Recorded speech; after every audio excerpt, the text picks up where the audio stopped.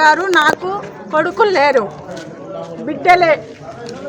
మాంసులైన బాగలేడు, నాకు కష్టం చేతనైతే లేదు. నేను ఇప్పుడు ఎలా కొడుతురు, నేను ఎక్కడ ఉండాలి? ఇప్పుడు కిరాయిళ్ళల్లో కట్టలేక చచ్చిపోతున్నా నేను. మళ్ళీ ఎట్లా చేస్తారు? మాకు అది చేయండి. మీరు ఇల్లు ఇచ్చారు, మేము గేట్ లోపల నుంచి రాణిస్తలేరు. మా పరిస్థితి ఏంటి? మేము ఫుట్పాత్ల మీద పండుకోవాలన్నా లేకపోతే చచ్చిపోవాలన్నా ఎట్లా చెప్పండి? మీరే దయ చూపండి.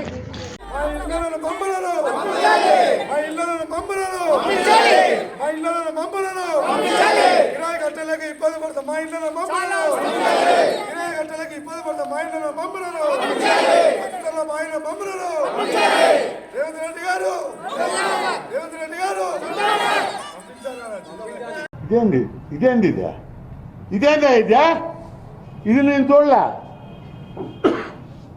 ఫేస్ టు ఫేస్ తేల్చుకుందాం రా.